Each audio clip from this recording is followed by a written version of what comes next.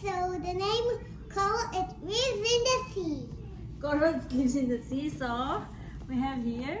Coral! Sea. So let's open it. Sea, What's sea. in the box? What could it be? What could in it the- be? So let's What's open it. in the box? What's in the box? What's in the box today?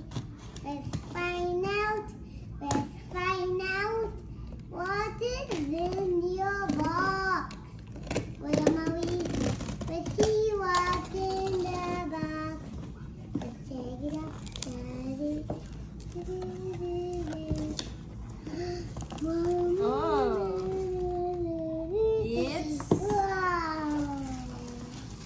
perfume. It's cake. No, it's not cake, my love. It's perfume. Wow, bubble pop. So this is an Escape Intense perfume. Okay, I'm not sure kung ito yung sikat ngayon sa Pinas na perfume. It's an Arab perfume because my sister asked me to buy it for her. Right, my love? So I actually bought 6. 2.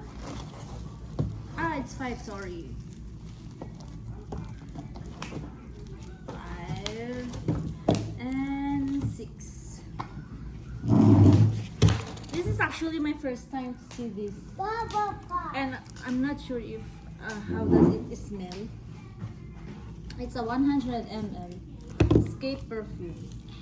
So shout out sa mga taga Pilipinas. Baka po gusto niyo dito, just comment below. Charot. PM me for the price. I'm just kidding. So it's a 5. I just ordered ayan. Napabili yung kapatid ko na isang araw, and then it's the same day I ordered, then yesterday na-deliver na siya. Ganun po kabilis dito sa Dubai. Ganito lang mabilis magpa-deliver. Then I found a bubble pop. Maybe we can try to smell one.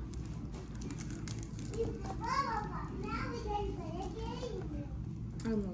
Because since hindi ko pa siya natatry, so maybe pag nasa Pinas na kami, kasi syempre ipapasalubong ko, ang pangit naman ng bubuksan, di ba? So we'll just try it I will just smell it in the Philippines, my love, and I will let you know, guys. But I think it's nice. It's a nice perfume kasi usod, sikat daw sa Pinas ito. I'm not really sure. It's an Escape Intense by Coral Perfumes. Cute din lang ano niya. So that's all. Bye!